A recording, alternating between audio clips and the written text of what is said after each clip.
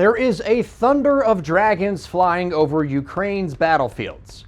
Or brood of dragons. Flight of dragons? That also works. Whatever term you want to use, groups of these modern iterations of the mythical beasts are out in full force.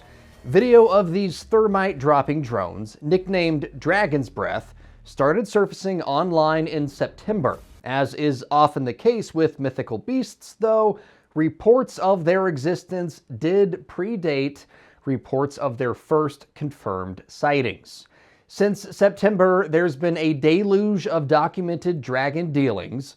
Initially, Ukraine used the drones to burn out tree lines and trenches where Russian soldiers were taking up positions. There's not a lot of defense against liquid fire raining from above.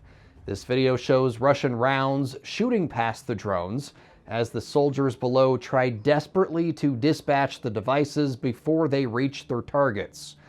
The breath in Dragon's Breath is thermite, a mixture of metal powder and rust that, when ignited, burns at around 4,500 degrees Fahrenheit, twice as hot as magma, and enough to burn through almost anything it touches, including armor.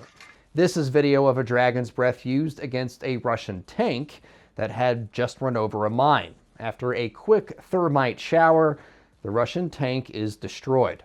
Russian military bloggers, which continue to be more reliable than the Kremlin in terms of battlefield reports, are saying Russian troops on the ground are getting very little guidance about how to deal with the new Ukrainian weapon. Most of the feedback, reportedly, involves soldiers just digging deeper trenches and having plenty of sand and water on hand to put out the fires. About the only defense against burning thermite is putting a decent layer of fireproof brick or concrete between yourself and the thermite. That might be what a group of Russians tried doing here when they got inside this concrete enclosed position known as a pillbox. But dragons can still fly low, and Ukraine's drone pilots have a lot of experience. So once the drone dropped its thermite payload inside the bunker, the concrete walls essentially created an oven inside, cooking off whatever ammo and equipment was within. As with other drone innovations pioneered in Ukraine, Russia is also trying to field its own versions of Dragon's Breath. This is video of one unit trying to develop the concept for the Kremlin, and while the drone does fly over the trees and puts out a shower of sparks, it doesn't have the same sort of effect on target Ukraine's dragons do. At least not yet.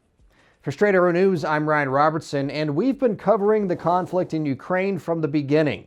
For more of our reporting, be sure to download the Straight Arrow News app today or log on to san.com.